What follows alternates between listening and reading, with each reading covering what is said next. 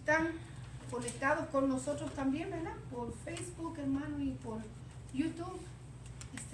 Hay gente que en la página de la iglesia nos deja mensajitos, nos ven, hermano. Tal vez aquí en Facebook no, pero en la página de la iglesia, Iglesia Cristiana Oasis de Amor de San Antonio, Texas. Si usted nos busca en la página, ¿verdad? En nuestro website está ahí, Iglesia Cristiana Oasis de Amor de San Antonio, Texas. Y hay gente que lo ve, hermano, nos deja mensajitos, yo los contesto. A veces, ¿verdad? No tengo tiempo para contestarlo inmediatamente, pero sí, le contesto y los saludo. Y bueno, hermano, ¿verdad? Decimos a los hermanos que se conectan también con nosotros y a los que están aquí. Vamos, la lección de hoy la vamos a encontrar en Marcos capítulo 5. Está apareciendo a los hermanos que están aquí reunidos. Del verso 22 y 23. Y luego entonces nos vamos al verso 35, porque aunque en este capítulo nos va a hablar de la resurrección de la hija de Jairo y también de la sanidad de la mujer del flujo de sangre, nosotros vamos a omitir esa historia, ¿verdad? De la mujer del flujo de sangre, porque nos vamos a concentrar santo. Gloria a Dios. Las campanas de la iglesia están sonando. Aleluya. Mire, hermano, lo primero, ¿quién tiene eso? ¿Un teléfono? Ah, sí. Ah, yo creía que era el campanario. Digo, pastor puso campana y no me di cuenta. Vamos a concentrarnos entonces en el poder de Jesús sobre la muerte, porque en este trimestre estamos hablando del propósito de los milagros. Y dijimos que Jesús nunca, desde el principio venimos diciendo que Jesús nunca hizo un milagro para él, ¿cómo es? Darse a conocer así por el poder. Ajá, para hacer un espectáculo, por hacer un espectáculo, en vez de ser en inglés, pero un espectáculo, ni cosa por el estilo. Jesús siempre hizo milagros para dar a conocer el poder de Dios. Y nunca llevó a cabo un milagro que Dios no le dijera que lo tuviera que hacer. Nunca hizo absolutamente nada por su propia voluntad, sino que todo lo que Jesús hizo, lo hizo dirigido por el Padre. En un momento preciso y determinado, porque en el momento de Dios, Él lo hizo todo, ¿verdad? Amén. Pero sí, el milagro de la conversión de agua en vino, para manifestar su gloria, para que la gente supiera quién era Él. ¿Quién era Él? Para que la gente comenzara a tener confianza y la gente comenzara a entender que el reino de los cielos se había acercado. No para hacer un espectáculo, hermano. Nunca los milagros fueron para con ese propósito, sino que para dar siempre a conocer a Dios. Y lo usó en el momento del Señor. ¿Cuánta gente, quién sabe, en aquel tiempo? Mira, hermano, como en el día de hoy, ¿cuánta gente tiene necesidad de un milagro? Sin embargo, no todos lo reciben. No todos lo reciben, hermano. Porque hay miles y miles en campañas evangelísticas que se lanzan a la arena o se lanzan al estadio o se lanzan al altar o se van buscando un milagro y no todos lo reciben, porque los milagros Dios los hace conforme a su voluntad y los hace con un propósito determinado, ¿verdad? Los hace con un propósito determinado. Lo que sí, que vamos a aprender que para recibir un milagro del Señor hay que tener, mire, humildad, hay que actuar con fe, hay que tener paciencia y persistencia, aunque no lo querramos, hay que tener paciencia, ¿verdad? Hay que tener paciencia, ¿no? ¿Quién se acuerdan de Naamán? Naamán dijo, no, listo, me zambullo en el río y de una vez, el Señor le dijo, no, ¿cuántas veces tuvo que hacerlo? 7, y se zambullía y decía, valdrá la pena, vuelve otra vez y métete, y salía igual, probando Dios su fe. Nuestra fe tiene que ser probada. A la 7ª vez, yo me imagino que en la 7ª ocasión, Dios lo pulió bien pulido, hermanito, para que se fuera bien convertidito allá a su tierra, ¿verdad? Se fuera de escape a su tierra. Hasta la 7ª vez yo me imagino que lo dejó. Ahora por hablador lo pude hacer la primera vez, pero por hablador te voy a meter 7 ahí. Y lo dejó ahí, lo pasa, lo prueba por la paciencia. Pero salió con el milagro en las manos. Amén. Sin embargo, ¿verdad? Cuando el profeta le dijo al rey, azota cuantas veces en el piso quieras con esas varas y vas a tener la victoria de tu enemigo, Dios 3 veces, pum, pum, pum. Si hubieras pegado más, hubieras derrotado al ejército completo. pero como hiciste tan poquito, pues es que Dios prueba nuestra fe, hermano, también. Y para recibir un milagro se debe actuar con prudencia y sabiduría. Yo no sé si nos dé tiempo para terminar la lección, porque quisiera hablar un poquito de la resurrección de nosotros los creyentes, porque es la promesa de nosotros servirle al Señor, que un día Cristo volverá y los muertos en Cristo resucitarán primero, y nosotros los que hayamos quedado, hermanos, seremos transformados en un cuerpo redimido para la gloria del Señor. Desde el momento que nos convertimos a Cristo tenemos vida eterna. Sepamos que son dos eventos distintos, hermanos. Yo no voy a tener vida eterna cuando Cristo venga a la tierra y me busque. En el momento en que yo vengo a Cristo, recibo vida eterna. Y fíjense que recibo vida eterna, que Jesús dijo que el que cree en mí, aunque esté muerto, vivirá. Y si está muerto, no morirá eternamente. O sea que desde el momento en que recibimos a Cristo, tenemos la vida eterna. Ahora, este cuerpo va a ser transformado y resucitado cuando Cristo venga, porque la redención también involucra este carapacho que nosotros amamos y queremos. Un cambio, una transformación. Cambio y transformación. Y seremos semejantes al cuerpo de la resurrección de Jesús. No me pregunte qué clase de cuerpo tenía. Nosotros solamente podemos especular. Podemos decir, bueno, yo creo, porque exactamente el material y la forma en que Cristo, no lo sé porque no lo digo, no, pero nos dio características de cómo era el cuerpo de Cristo resucitado. Semejante, si la Biblia dice que vamos a tener un cuerpo semejante al de Él, pues váyase a la Biblia, estudie la Biblia, si quiere saber, ahí está la información. Amén. Vaya, estudia y mira las características que tenía el cuerpo de Cristo cuando Cristo resucitó. Estamos. Pero sí, es promesa también de que este cuerpo un día será redimido, transformado para la gloria del Señor. Así que hoy vamos a hablar de, aunque el título dice manifestar el poder de Jesús sobre la muerte, yo solamente lo aporté así, el poder de Jesús sobre la muerte. Y la verdad central dice, los milagros de resurrección del Nuevo Testamento son anuncios fehacientes, y le puse aquí porque muchas veces, ¿qué cosa quiere decir fehaciente? Seguros de que Jesús resucitará a todos los creyentes en su venida. Tuvo poder para resucitar muertos en el Antiguo Testamento, siempre ha tenido poder para resucitar, porque aunque nosotros no hayamos visto un muerto que se levante, en otros lugares y a través de los siglos el Señor ha levantado muertos, hermanos. Y yo le aseguro a usted que si aquí en medio de nosotros se levanta un muerto por el poder de Dios, unos se asombrarán y otros saldremos como cohetes por esa puerta, hermano. Y otros habrá que llamar al 911 para recogerlos del piso. Los otros. ¿Por qué? Porque no estamos acostumbrados. No estamos acostumbrados a mirar un portento de esa índole.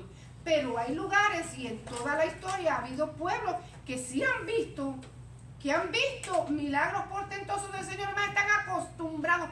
El no ver eso se le hace a ellos algo anormal.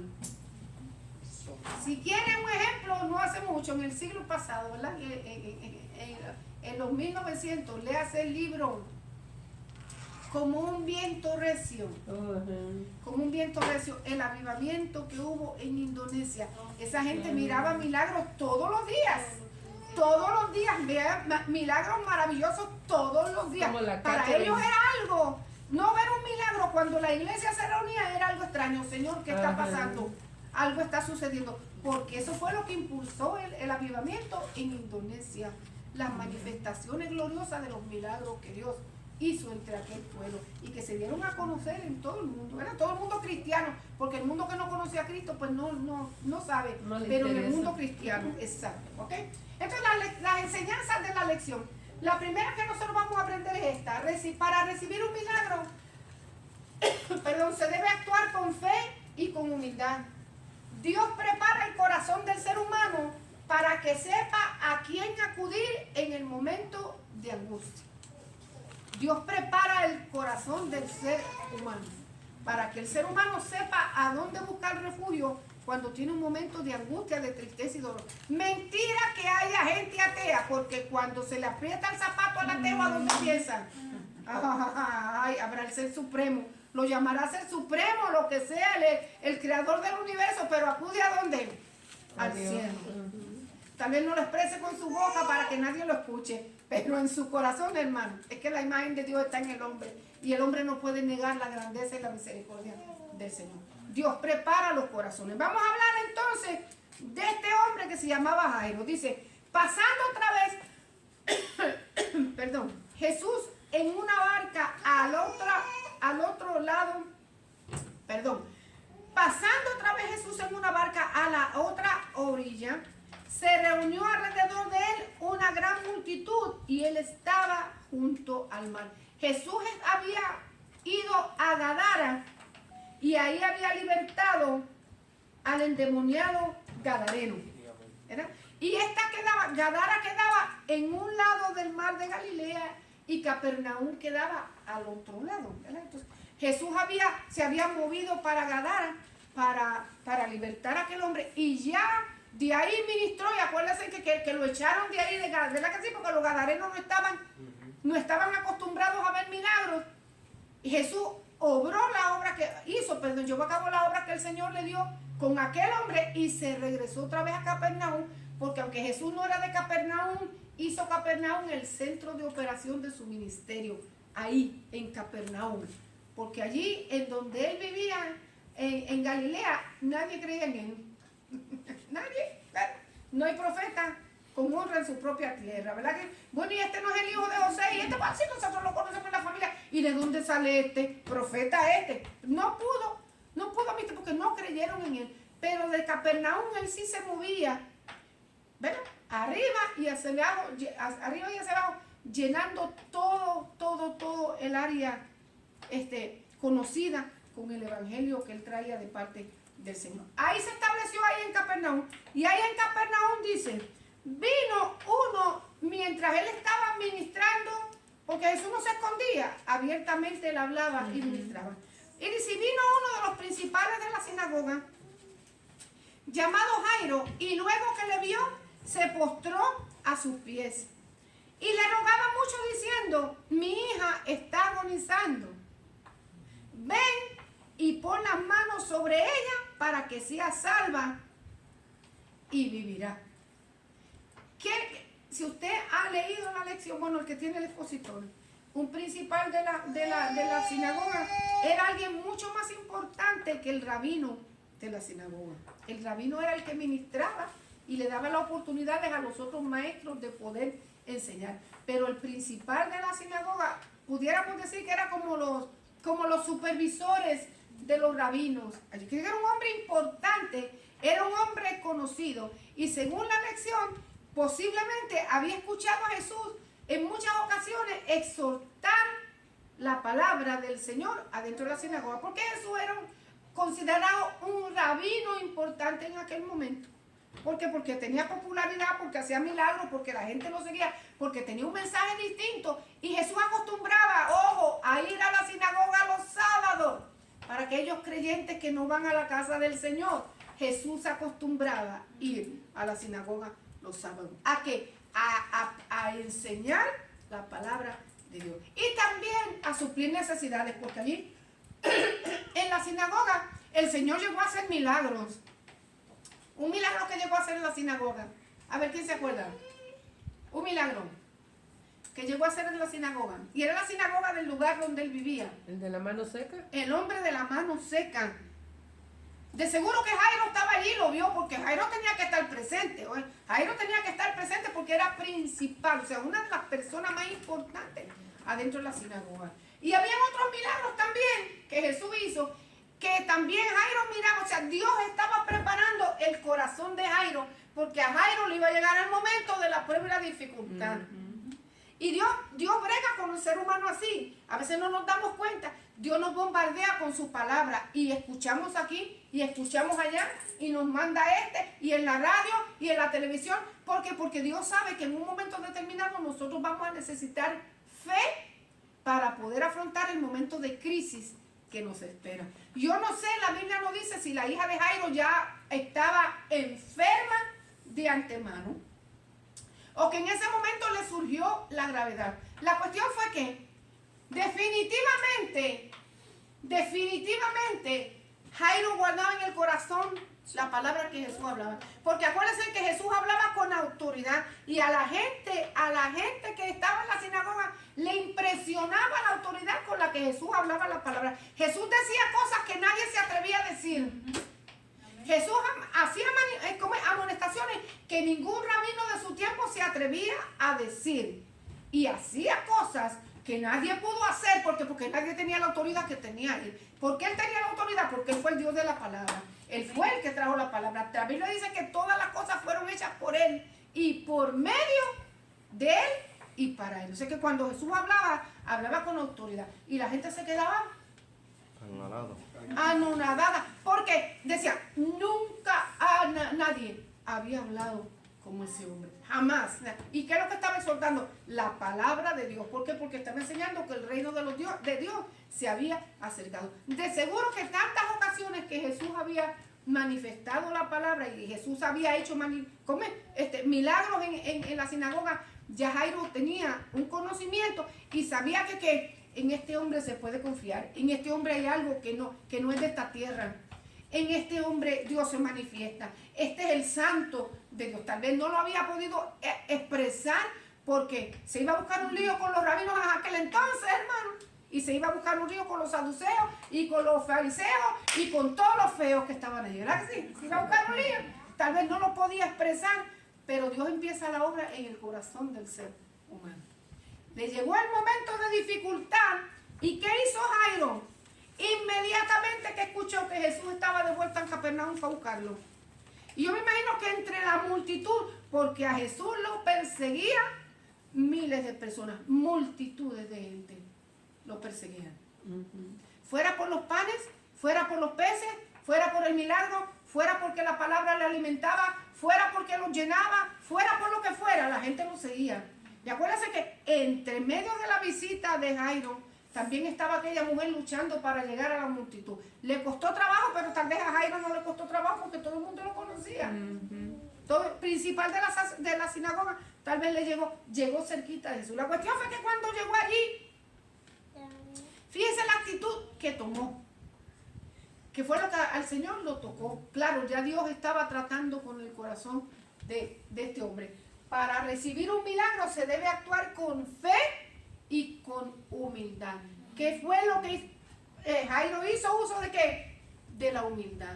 Tal vez la fe, todos nosotros tenemos distintos grados de fe, hermano. Todos no actuamos de la misma manera, pero sí, para llegarnos a Dios tenemos que tener fe, porque la Biblia dice que sin fe es imposible agradar a Dios. Porque cuando los hombres se acercan a Dios, tienen que creer que le hay, que Dios existe, que Dios está en el cielo, que es una persona, que es un ser supremo y real.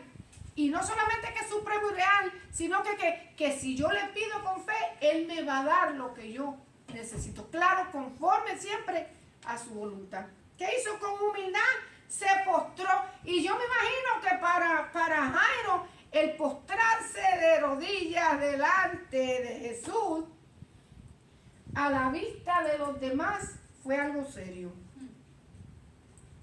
¿Por qué? Porque Jesús era considerado, unos lo consideraban como el Mesías prometido que se estaba revelando al mundo, y otros lo consideraban como un charlatán, como un burlador. Y para Jairo tomar siendo una persona prominente dentro de la sinagoga, yo me imagino que la angustia del corazón de Jairo era grande, primero. Segundo, digo, si yo dejo pasar esta oportunidad, a lo mejor más nunca mi hija va a recibir el milagro. ¿Qué es lo que vale más, el orgullo o la humildad? Para recibir un milagro de Dios, nosotros no podemos venir con altanería. ¿Sabes una cosa?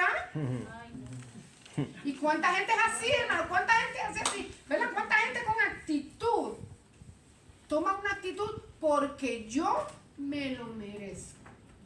Y a veces se van con las manos vacías, hermano, porque a Dios no lo humilla a nadie. No lo humilla. Pero este hombre dice, se postró a los pies de Jesús y le rogaba mucho diciendo, mi hija está agonizando. Ven y pon las manos sobre ella para que sea salva y vivirá. Mira la actitud. Guardó en su corazón lo que había visto y oído de Jesús. Y cuando nosotros le prestamos oído a la palabra del Señor, ¿qué dice que sucede en nosotros? Crece la fe. La fe viene por el oír la palabra de Dios. Dios se mueve, nuestro corazón se mueve en fe, hermano, cuando nosotros prestamos atención a la palabra del Señor. Porque eso que levanta la fe proveniente del Señor viene a nuestra vida y nosotros entendemos que Dios puede hacer un milagro. A saber cuántas veces lo escuchó. Segundo, lo buscó en su angustia y se postró a sus pies. Delante de Dios hay que venir con humildad. Amén. Con humildad. Yo quiero un milagro, Señor. Si tú quieres, yo quiero. Si tú quieres, Padre, yo necesito ese milagro. Sin exigencia, porque Dios tiene un tiempo para todo y su voluntad se hace sobre cualquier cosa. ¿Vio? En su tiempo y en su momento. ¿Qué dijo? Le habló de su necesidad. Queremos que Dios trabaje en nuestra vida, pero no nos queremos humillar y buscarle y servirle. ¿Cuánta gente no quiere el beneficio, hermano? Y cuando recibe el beneficio se va. A mí me duele el corazón a veces, hermano, cuando yo veo a la gente que recibe el beneficio del Señor y más nunca lo volvemos a ver. O malgastan el milagro tan lindo que Dios hace. ¿Cómo es? Le dan la gloria al mundo, le dan la gloria al enemigo, en vez de pedirle a Dios y darle gracias al Señor y vivir de rodillas delante de su presencia. Solamente los agradecidos hacen eso, hermano. Solamente los agradecidos hacen eso. No todo el mundo. Jairo le habló de su necesidad. Ven que mi hija está agonizando. Ven y pon las manos sobre ella para que sea salva y vivirá. ¿Se acuerdan aquel el centurión? Me parece que fue lo que tenía su siervo enfermo. Nomás di la palabra. Di la palabra, el Señor vino y se postró delante, un hombre prominente también. Mi siervo está en casa enfermo. Lo tuvo que haber amado mucho para llegar hasta donde Jesús y decirle, si a otro le digo que se muera, pues uno menos. Pero lo tuvo que amar mucho porque habían amos que verdaderamente amaban a sus siervos. Eran amos buenos y apreciaban lo que sus siervos hacían. Y aquel siervo tuvo que haber sido de grande estima delante de aquel hombre para venir donde Jesús y le dijo, yo no soy digno que tú entres en mi casa. No soy digno. Primero se humilló, pero si tú dices la palabra, yo soy un hombre de autoridad. Yo le digo voy y ellos van. Yo le digo ven y ellos vienen. Tú eres un hombre de autoridad, di la palabra y yo sé que mi siervo sana. Qué tremendo, ¿verdad, hermano? Eso fe. Qué fe. Yo sé que cuando yo llegue a mi casa ya el milagro va a estar hecho. Di la palabra. Y el Señor le dijo, tremendo, ¿verdad que sí, hermano? Si no vas conmigo, Señor, yo me cuelgo de él hasta que no llegue a mi casa y lo voy a entrar por la puerta. No estoy segura. Jairo bregó de otra manera, hermano. Pues, los niveles de fe son distintos. Le habló y le rogó que fuera a su casa. Ven a mi casa, que mi hija está agonizando. Pon las manos sobre ella para que sea salva y vivirá. Jairo pidió a Jesús una obra completa para su hija. No pidió a medias, pidió una obra completa. ¿Qué pidió? Sanidad y salvación. Sanidad y salvación. Las dos cosas. Una obra completa. No solamente sana su cuerpo, sana todo su espíritu, sana todo su ser. Y de una vez toda la familia fue sanada, porque cuando nosotros veamos al final de la lección, todos ellos fueron sanos, hermanos, por la fe en Cristo Jesús. La segunda lección que vamos a aprender: las tragedias y las dificultades que surgen en la vida juegan un papel muy importante en nuestro carácter y en nuestra búsqueda de Dios. Porque hay gente que si Dios no les permite, las tragedias no se acercan. Yeah. Y a veces uno dice, Dios mío, pero no saca el pato, no saca el pie del plato. Viene una y sale y cae en la otra, y sale de aquella y cae en la otra, y sale. Pero si no es así, hermano, no le busca. No, bien. Si no es así, por medio de tragedias y por medio de dificultades, no se acercan al Señor. Dios capacita, mire, Dios, las dificultades y las tragedias juegan un papel importante en nuestro carácter y en nuestra búsqueda del Señor. Hay quien fácilmente entra al redil y se somete a la palabra del Señor y crece y madura y da fruto, hermano, y alcanza grandes cosas de nuestro Señor. Y no van tan difíciles, pero hay otros hermanos pequeños. Pues que es así, que Dios tiene que llevarlos así para que ellos estén cerca, para que busquen, ¿verdad? Me cate corto, como dicen allá, para que busquen, para que se acerquen. ¿Por qué más? ¿Verdad? Yo me imagino que será tan difícil vivir una vida así. Cuando Dios ha prometido una vida de gozo, de alegría, de plenitud, un servicio voluntario, de corazón sincero. ¿Verdad que sí? Forma nuestro carácter, hermano. Sí, sí, porque las tragedias y dificultades nos enseñan a tener paciencia. Y esto es el burro hablando de oreja, ¿verdad que sí? Porque a veces no decimos paciencia y no somos pacientes, hermano. Tal vez yo sea la menos indicada para hablar de paciencia. Pero es así, y usted bien ríese si yo sé, no, la carita me lo dice todo.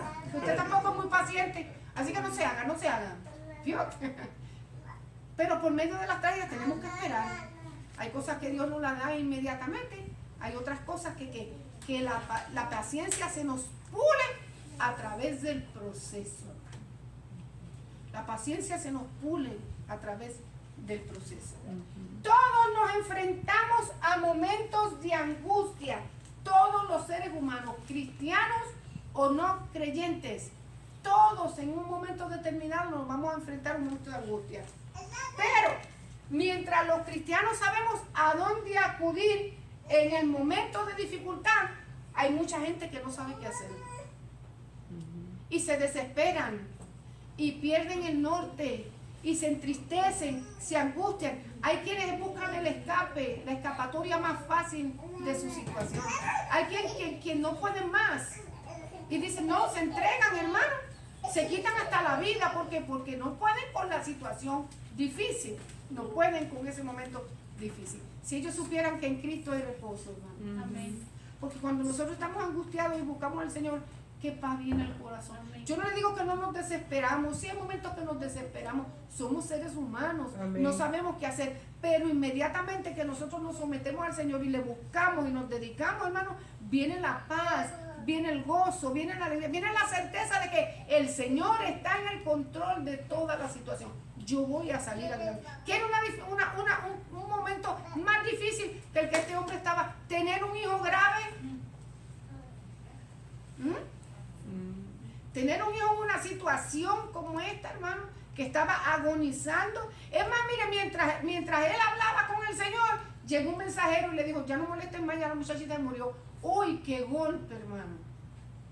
Yo buscando la salud de mi hija y recibir, óigame, esos son momentos que muelen a uno, que lo desesperan. Hay momentos que uno no sabe qué hacer, pero en esos momentos el cristiano sabe a dónde ir. El Señor Amén. Tiene el control de todas las cosas y es el único que nos puede dar paz. ¿No leímos el Salmo 91 que dijo? El que habita al abrigo del Altísimo morará, ¿qué quiere decir morar? Vivirá bajo la sombra del Omnipotente. ¿Sabe lo que es vivir?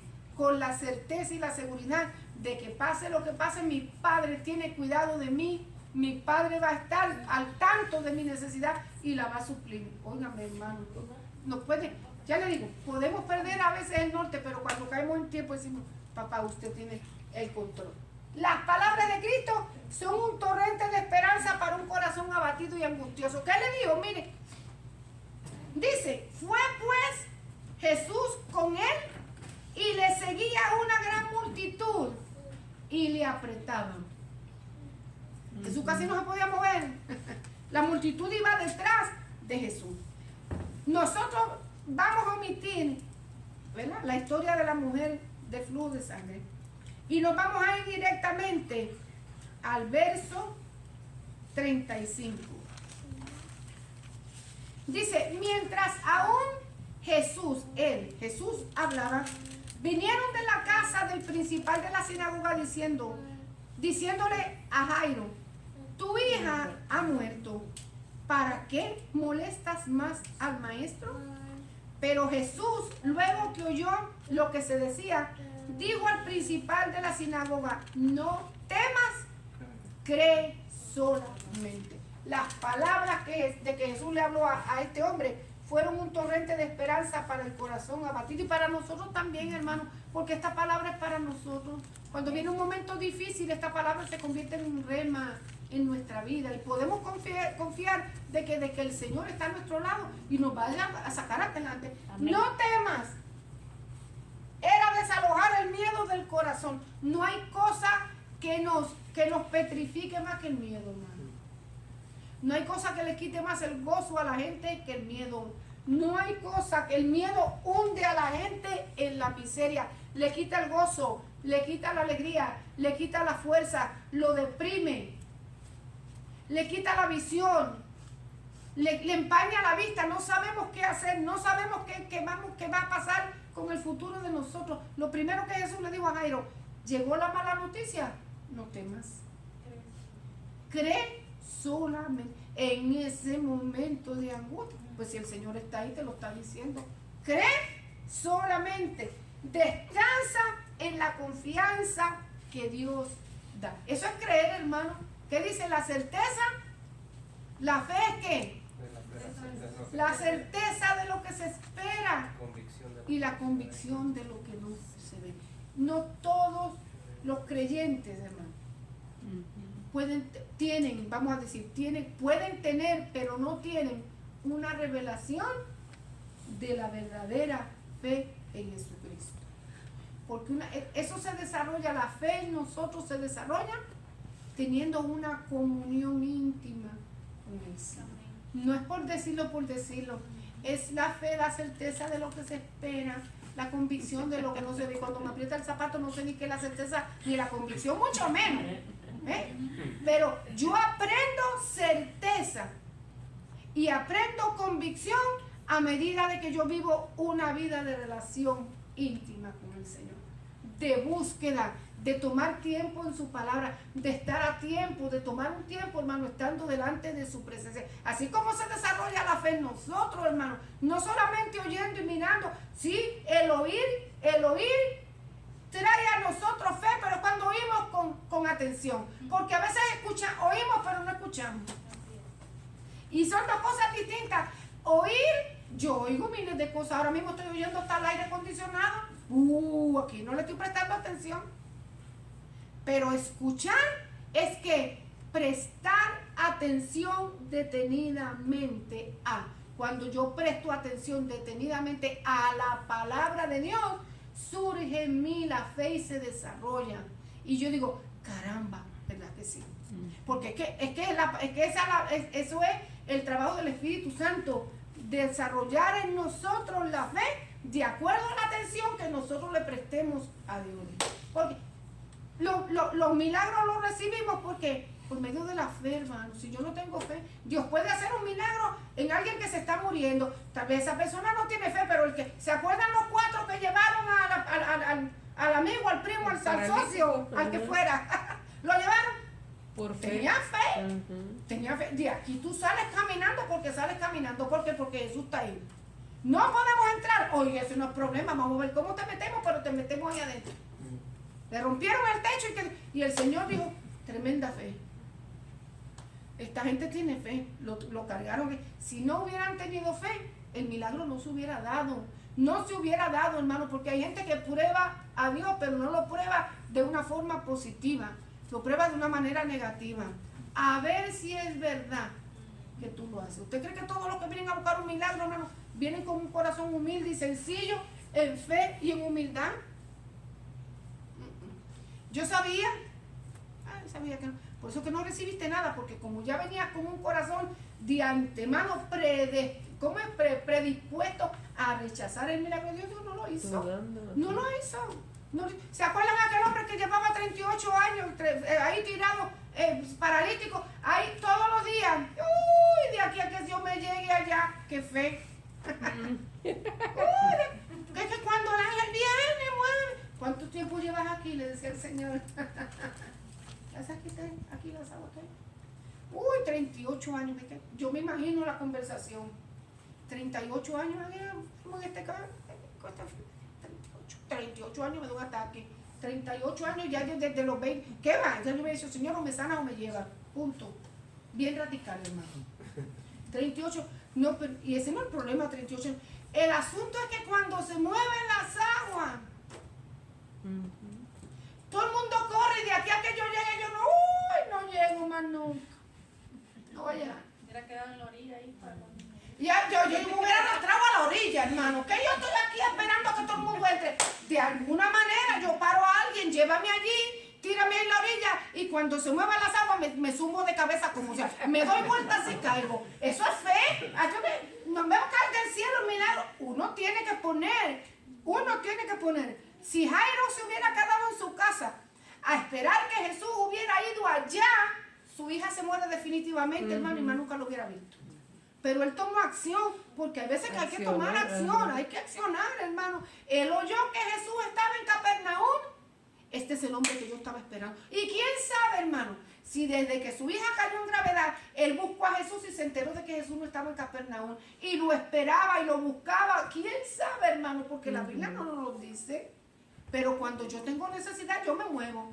Y el hombre de los 30, de que estaba allí al lado del estanque, Jesús le dijo, ¿quieres ser sano?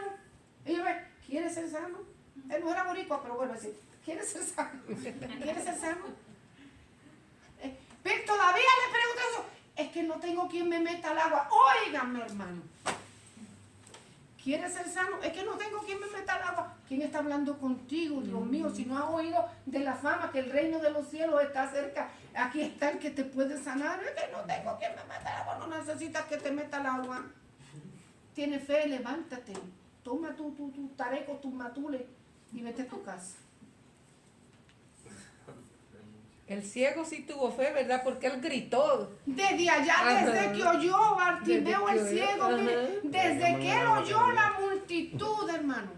Desde que él oyó la multitud, venía el escándalo. Yo me imagino que le decía, ¿quién viene por ahí? Porque es que la gente se alborotaba cuando Jesús llegaba, hermano. La gente porque había hambre, había necesidad de un milagro, había necesidad de palabra de Dios. La gente rechaza hoy no quiere la palabra del Señor. Pero no en todo lugar, hermano. En todo lugar hay gente que tiene hambre y necesidad de Dios, pero de corazón. Y Bartimeo empezó a dar chillo. Yo no lo puedo ver, pero alguien tiene que hacer algo por mí. Y fíjese, hermano, qué maravilloso es Dios, que mira, yo siempre digo, Dios conoce los corazones. Porque entre la multitud gritando, entre todo el mundo llamando, entre estos para acá y el gallo cantando y la gallina cacaraqueando y aquel gritando y ahí viene Jesús y todo el mundo, y él empezó a dar gritos y entre esa multitud Jesús lo pudo oír. Es un milagro. Jesús lo oyó, empezó a dar gritos. ¿Sabe que todo el mundo hablando? Yo me imagino, todo el mundo hablando, llamando y gritando y en el alboroto. Y él empezó a dar gritos, yo no voy a dejar pasar esta oportunidad. Cállate, le decían. Ay, le decían, cállate, más gritaban. Callarme con la necesidad que yo tengo. Más gritaba y calla. Y Jesús le dijo, vaya a buscarlo. Se detuvo ahí. Por conociendo la necesidad. Tuvo que haber gritado duro, hermano. Me imagino. Una que tuvo que haber gritado duro con toda su fuerza. Otra que Jesús conoció los corazones y sabía que tenía necesidad. Pasaba por ahí, este hombre tiene necesidad, porque lo conoce todo, hermano. Y resucitó. O sea, recibió su mensaje, su milagro, lo recibió. ¿Qué quieres que te haga? Y fíjese que lo llamó con su título y todo, si había fe en ese anciano. Jesús, hijo de David, ten misericordia. No dudaba quién era. Ese es el que yo estaba esperando. ¿Qué quieres que haga? Que reciba la vista. Se fue bien claro, que reciba la vista, Señor. Una sola vez, Señor. Porque que hay que ir con fe y humildad. Queremos algo de Dios, hay que buscarle, hay que servirle, hay que humillarse, hay que estar delante de Él, hermano. El tiempo que se tome, bueno, el Señor lo sabe, porque en el proceso Dios nos enseña que nos moldea nuestro carácter y nuestra búsqueda de Dios. En el proceso somos moldeados para la gloria y la honra del Señor. Sí somos moldeados, hermano. ¿Recibió Bartimeo? Sí recibió, hermano. Recibió. ¿Cuántos como él también se humillaron? La misma mujer esta, aunque no vamos a tocar el tema de ella misma dio. Yo sé que si me